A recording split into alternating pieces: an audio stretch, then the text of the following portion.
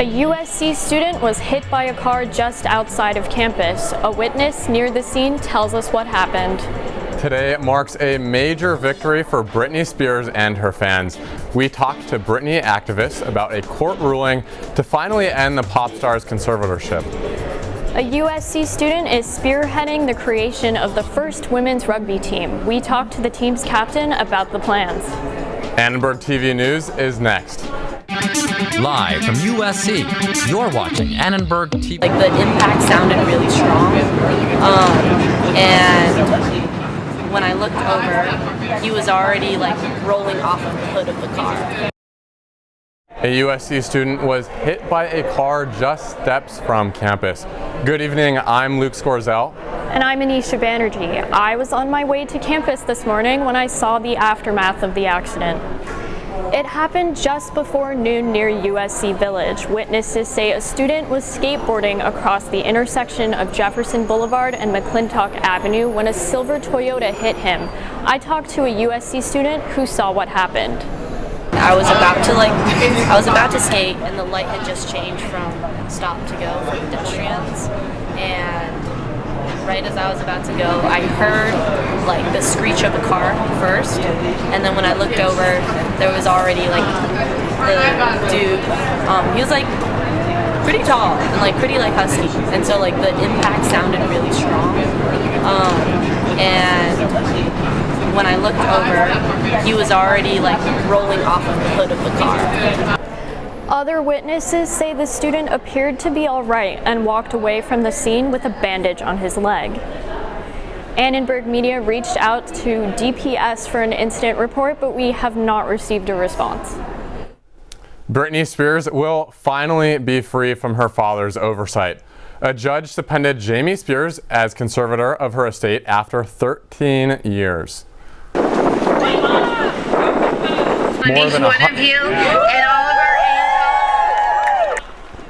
More than 100 Britney Spears fans gathered outside the LA County Superior Courthouse to support her.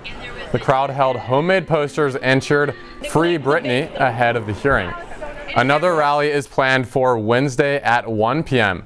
Fans reacted to today's decision.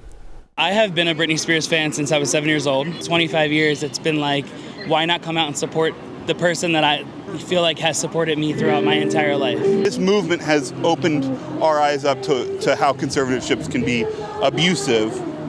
As for the decision today, I have no idea. I'm just hoping for the best. This part, like, I don't feel that Britney needed a conservatory because she can work by herself. She can do things by herself. Another hearing is set for November to consider ending the conservatorship altogether. Olympic medalist and ex-USC swimmer Cleet Keller pleaded guilty today to a federal charge related to his role in the Capitol riot. He accepted a plea bargain, taking responsibility for one of the 7 charges against him. An FBI agent spotted Keller on January 6th wearing his Team USA jacket. Keller pleaded guilty for the felony charge of obstructing an official proceeding. He could serve up to 27 months in jail for his involvement in the riot. Without taking the plea deal, Keller would have served up to 20 years. USC is requiring all students and faculty to be vaccinated against the flu by November 1st. Proof of vaccination will be required as part of Trojan Check.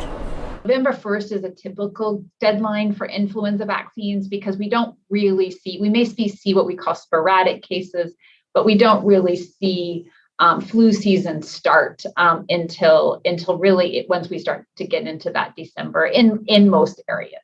There was a little rush on it. There'll be more slots booking. And again, we're going to be offering them at the testing sites. So that will be a big place where most people will get them. Vaccine appointments can be scheduled on MySHR for the Party and Jefferson testing centers and are available during in-person appointments at the Engelman Health Center. We asked students for their thoughts on the mandate and the approaching deadline. I think it's great that they're enforcing that. I'm just kind of seeing the devastation that COVID-19 has made on this campus and also like the community around us. I think that it should, in terms of the timeline, be extended a little more and give us more time than November first, because I know that things are booked already till like October 31st. I know people are trying to make appointments. USC will also allow students to complete their vaccinations off campus at nearby testing sites. LA City Council members delayed a vote on an ordinance requiring people to show proof of vaccination at indoor businesses like restaurants, bars, and gyms. Two top county leaders think a vaccine mandate is a good idea. These are places where people go for recreational purposes or to enjoy a set of activities. And in order for workers to be safe and customers to be safe, the best thing is for people to be vaccinated. LA City is one of the largest, second largest cities in the country, so it sends a message to the entire world. And if LA County and LA City can get it right, then other people hopefully will use this as a model. We want to continue to bring down the rate of people that get sick. If approved, the ordinance would also require people to show proof of vaccination or a negative COVID test to attend outdoor events with 5,000 or more people. The vote was delayed by Councilman Joe Buscaino, who withheld his vote. Council members will take it up next week. Business owners and customers we spoke to had different thoughts on the possible mandate. Honestly, it does affect businesses as well as sales, and our businesses are struggling because of COVID. And I just think that it should be not a mandatory thing because people have a right to their own body. They have a right to put whatever they want in it. I'm vaccinated twice. I'm coming from Turkey. I think, people should be free about being vaccinated or not. I feel like it's fair to have everyone show their vaccination or proof that you're negative for COVID to get into the gym, as we all want it to be a safe space for everyone.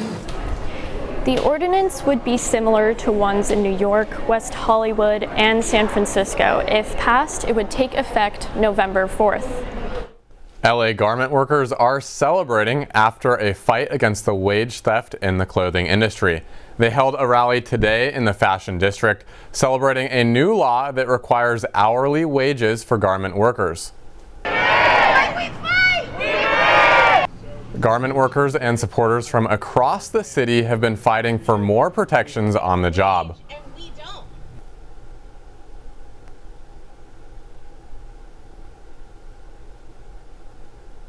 Initially, this is supposed to be a rally to push Governor Newsom to sign the bill into law, the Government Worker Protection Act. So it was relieving to hear that now it's turning into a celebration because we won. So yeah, I was excited. Into law. Governor Gavin Newsom signed the bill into law on Monday. A UCLA student was among the people celebrating at today's rally.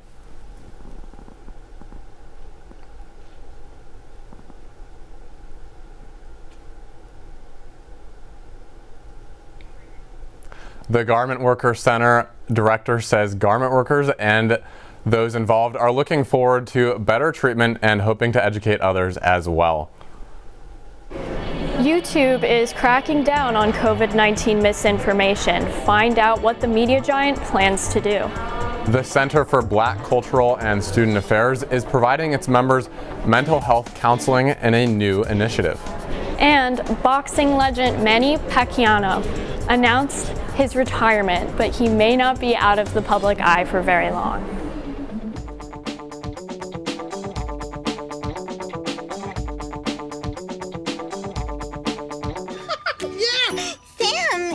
Oh, hey, Julia. Are you ready to play band with us? I'm going to play my clarinet. And Elmo's going to play his drum. Drum loud. Oh, well, you know what to do, Julia. Julia knows. Mm-hmm. With Julia's autism, loud sounds can be too much. But she still loves to make music. Play band. Early screening for autism can make a lifetime of difference. Find out more at screenforautism.org. Recently, the western U.S. has averaged more than 1,900 earthquakes and 3,800 significant wildfires each year.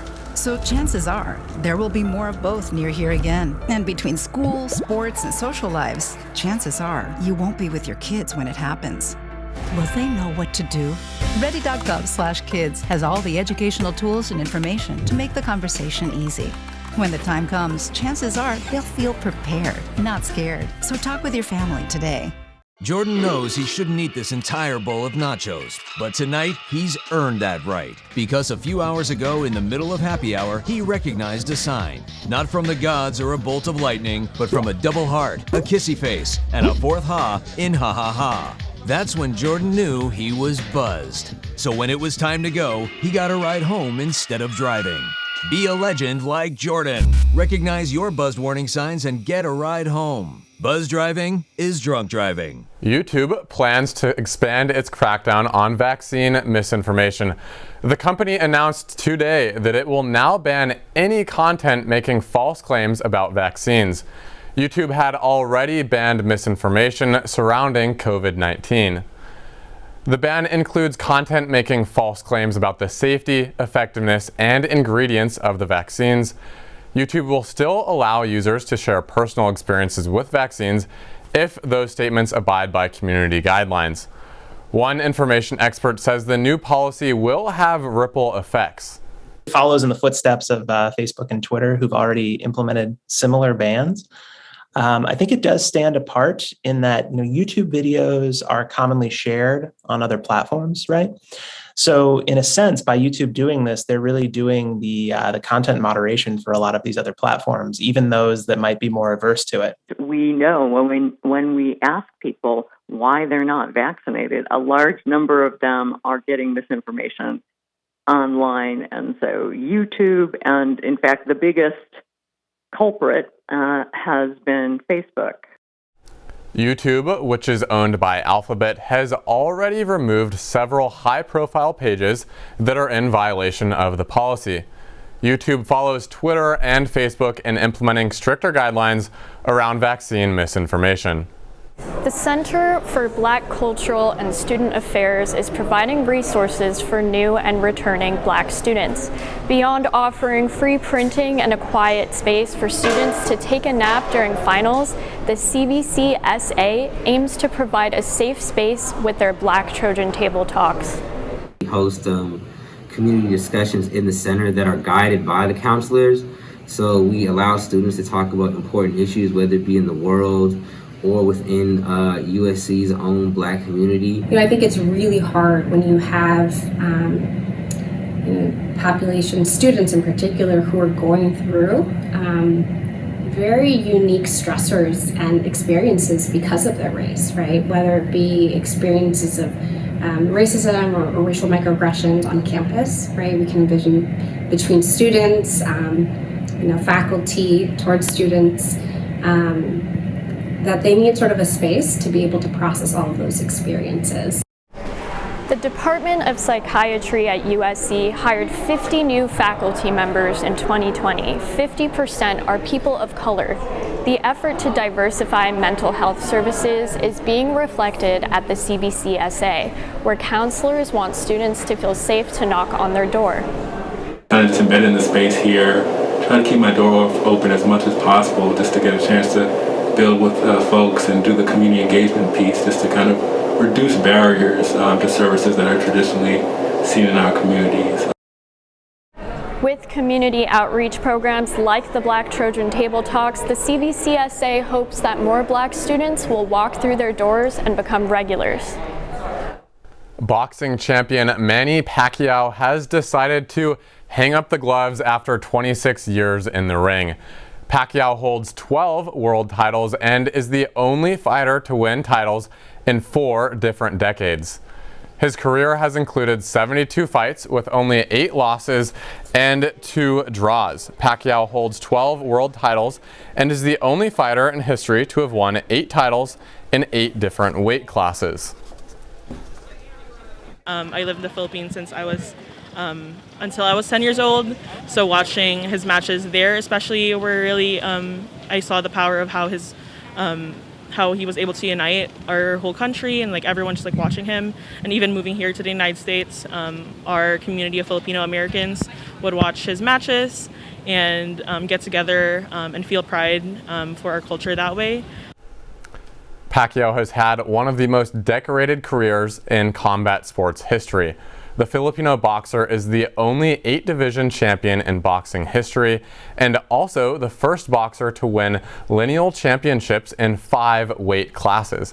In his legendary career, Pacquiao defeated 22 world champions. Now, I don't know about you all, but this last week was pretty chilly. Made me feel like it was fall already. But Ramya, you have the weather for us. What's going on this next week? Well, fall officially started last week, and that's why we see the temperature has started to get pretty cold in the evenings. We now need a sweater post-sunset, although today has been nice and warm. Let's have a look at today's forecast. Today's temperature is 75 degrees as in high with 56% humidity. The next 5-day forecast looks something like this. On Thursday, the high is going to be 88 with low of 57. On Friday, the temperature is going to jump to 90 degrees. It will be the perfect day to visit the beach. On Saturday, Sunday, and Monday, we see the temperature is pretty similar. The highs will be in the high 80s and the lows will be in the low 60s. However, it will be partly cloudy on Sunday and Monday.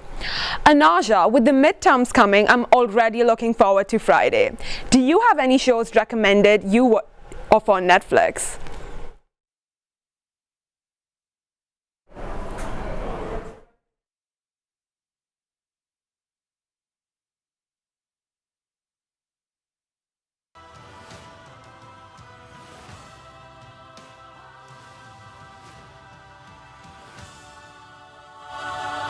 Kijk, besef ik hoe hard ik heb moeten vechten om hier te komen. Ik bedoel, kijk dit, kijk om je heen. Kijk, deze jacka, kijk mij. Huh? Ik kan op met de camera, man. Jamal, he'll figure things out and get out. With this life.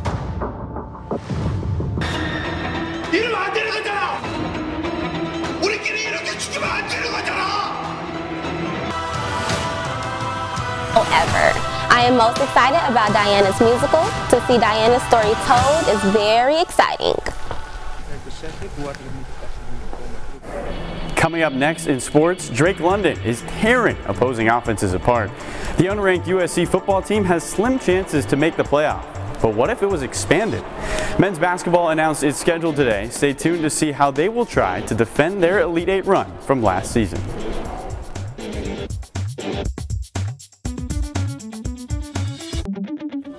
Leaving hot coals improperly extinguished can cause a wildfire. Hey guys, it's Smokey! It looks as if Smokey is going to use the drown, stir, drown and feel technique. After the first drown, a good start. Next, another drink. And finally, a close feel. Is it cool? Okay. Yeah. Hey, Smokey, catch!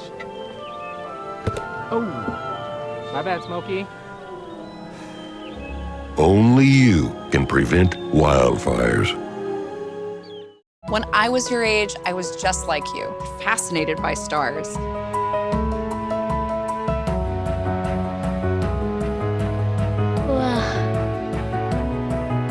But now I get to search for life in the universe. And who knows, maybe life is looking for us too. So we're like aliens to them? Yeah. Does anyone want to be a scientist now? I do. Awesome. We need more girls in STEM. Maybe we can find aliens. I'll never forget the day our landlord called and said, read your lease. No pets allowed. My owner tells him my dog ate the lease, but that didn't work. And now I'm stuck in a shelter. But this pit bull is ready for a new crib. I'm loving, loyal, and play well with others. So don't be intimidated by all my muscles, because the biggest one I have is my heart. That's right, I said it.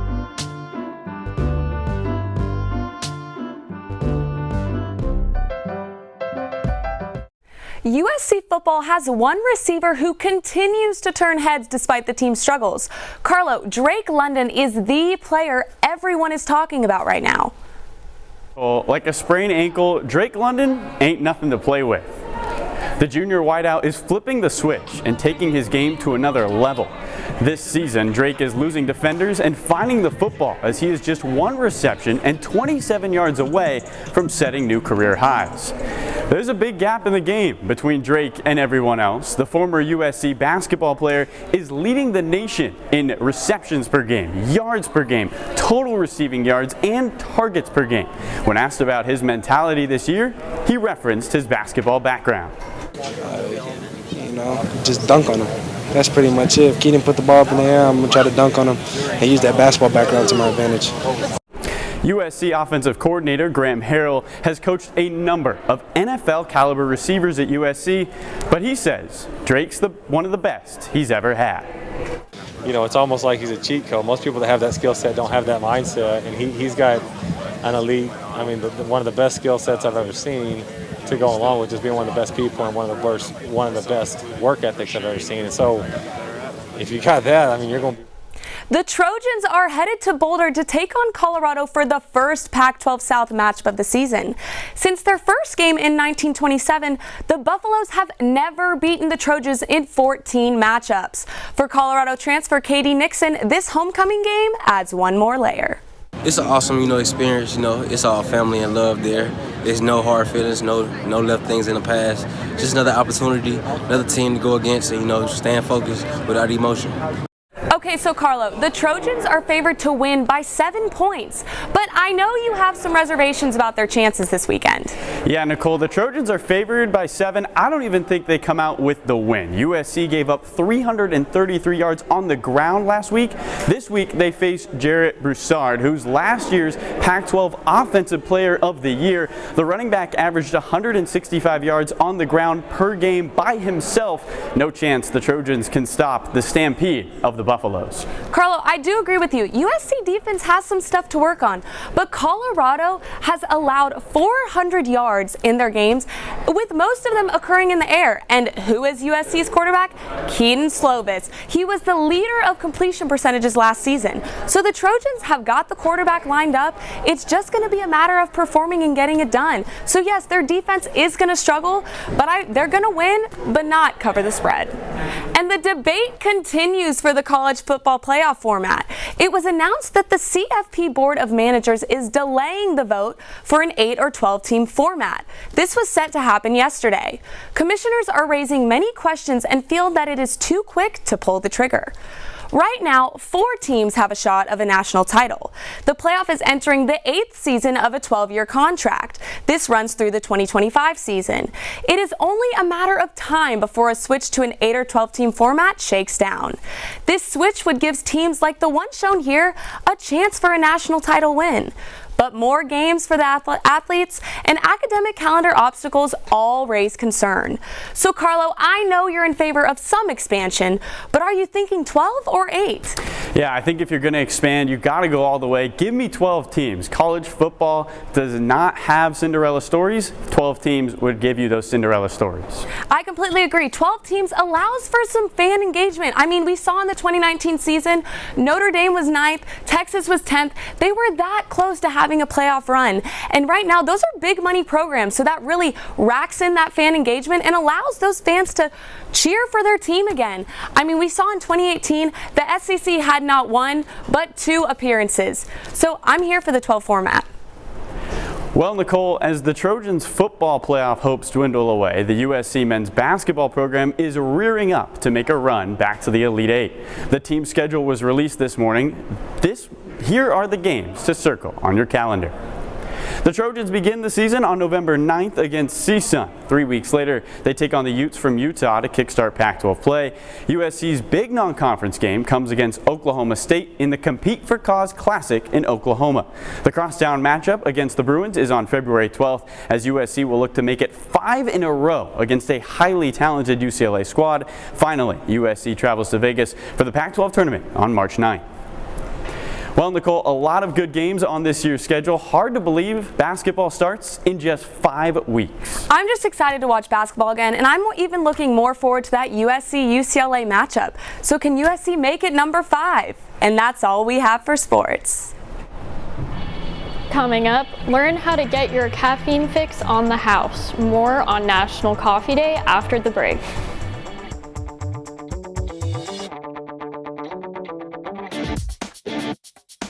pull over. When you adopt a shelter pet, you discover all the things that make them unique. And your mother. They're a little bit of a lot of things, but they're all pure love.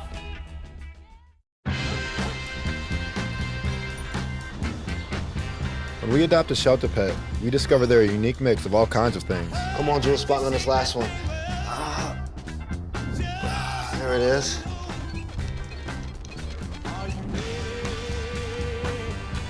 Keep going with it. Leo! They're a little bit of a lot of things,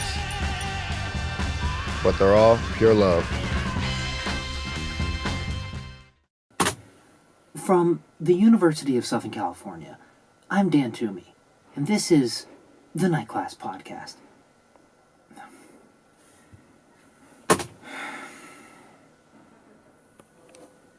From the New York Times, I'm Michael Bavaro.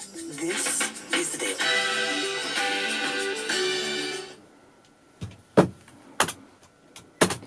From the University of Southern California, I'm Dan Toomey. This is Night Class.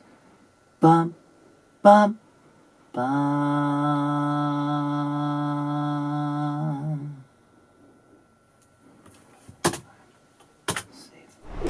When USC sophomore and avid rugby player Allison Para found out several years had gone by without a women's rugby team, she knew that she had to start her own. Para leads the team in stretches and devises drills to help teach her teammates a sport that none of them has played competitively. Everyone seems excited for the team's future. And the more we get closer to our tackling and when we get everyone started on that and everybody very familiarized, I would love to have, maybe on a Saturday or something, have an event where we all go to the beach and we have a little scrimmage. Well, I'm definitely excited to start tackling. We start in a few weeks. That'll be fun. But I'm really just excited to compete and build this program. So hopefully in 10, 20 years, it's a top program in the country. The USC women's rugby team is in its infancy, but they hope to become the bedrock for a future powerhouse. Midterm exams are here, and let's be honest, we all need a little bit of coffee. Fortunately, it's National Coffee Day. Students still have a few more hours to get a cup for free. Here are some places that you can go. Walk into a Starbucks with your own cup and you can get it filled up at no cost. Other chains like Dunkin' Donuts and 7-Eleven are also offering free coffee, as long as you have their free membership. You'd better get there quickly while you still have some time. Anisha, what's your go-to coffee order? I gotta say espresso, and I know yours is a London fog. Yeah, and we know in London it's just called the fog. Thanks for watching Annenberg TV News. From everyone here at Annenberg Media, I'm Anisha Banerjee. And I'm Luke Scorziell. For more coverage, watch and subscribe to our YouTube channel at youtube.com/Annenberg Media. Have a good night.